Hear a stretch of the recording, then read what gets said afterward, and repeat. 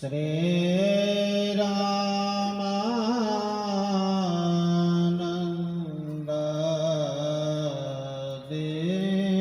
मध्यमा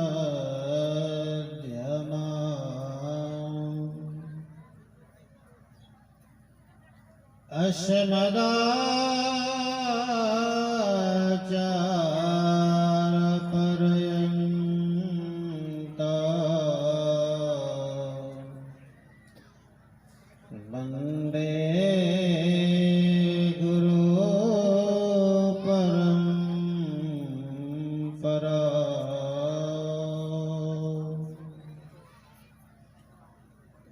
ध्येयं सदा परिभवग्नमभीष्टदोहम् तीर्थास्पदं शिवविरञ्चिनोतं शरण्यं भृत्यार्तिहं प्रणतपाल भवाब्धिपोतं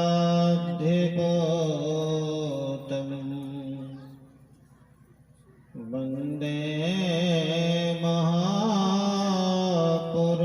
ते चरणारविन्दं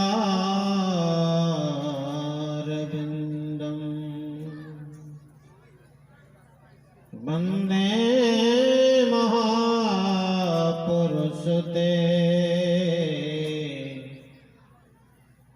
चरणारविन्दं।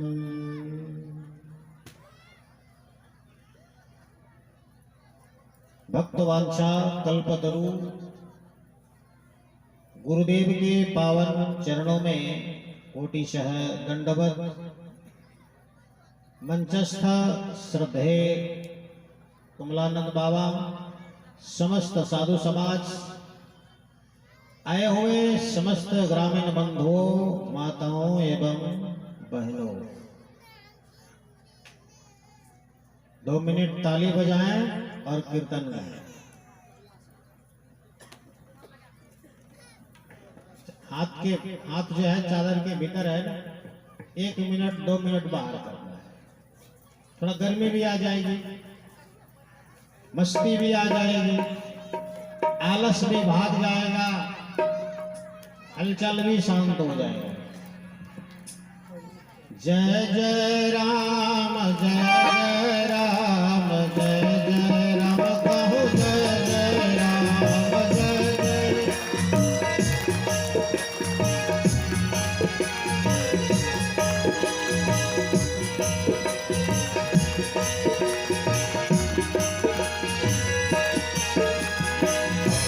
ऐसे ताली नहीं बजता है, ऐसे ताली बजाते हैं कि हाथ से आवाज भी नहीं होती है। कोई कोई जो है ना उठाएंगे बड़ा जोर से और वहां जाके स्पीड घट जाता है। ऐसी बजनी चाहिए कि आवाज हो। अब बजाइए दूर से, देखते हैं कितनी आवाज होती है। जय जय राम, जय जय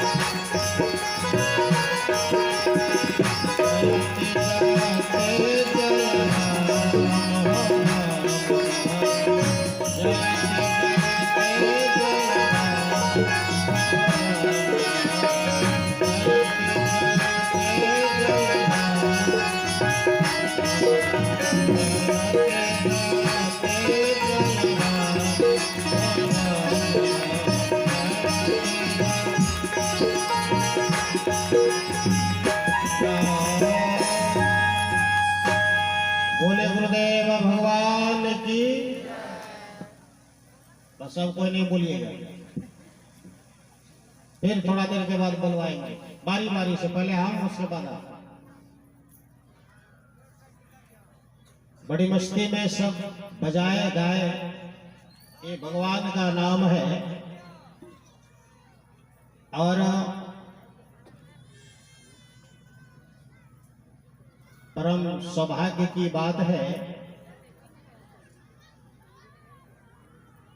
ये ग्राम के नवयुवक लोगों द्वारा आयोजित खासकर ये विशेष कार्यक्रम है। ऐसा आजकल के परिवेश में बहुत कम ही देखने को मिलता है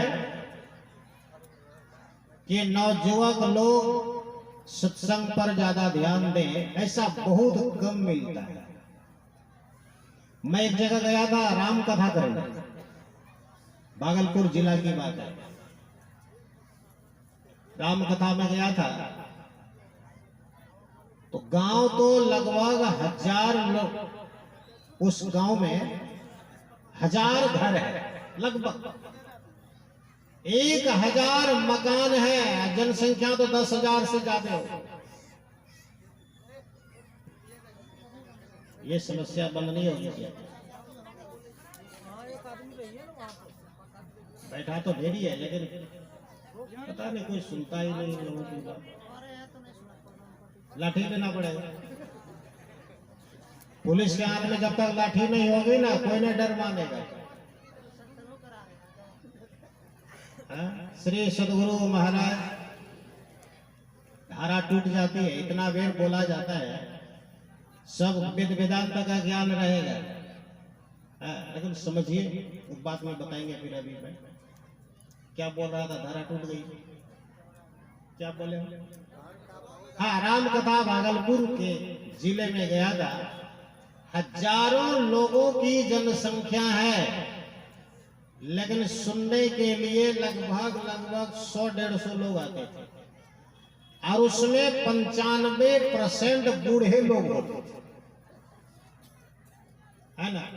आज बूढ़े ऐसे बूढ़े जो लाठी लेकर आते थे, जिसको घर में कोई काम नहीं था, जो घर से भी रिटायर था, वही सब आते और बैठे ना।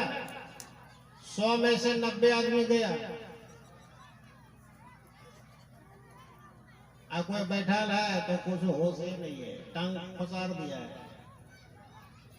है। कुछ घर में काम नहीं, आ गया सुनने। इसका मतलब मैं उसकी अवहेलना नहीं करता हूं, लेकिन कहना इस बात को है कि सिर्फ बूढ़े लोगों के लिए ही है क्या?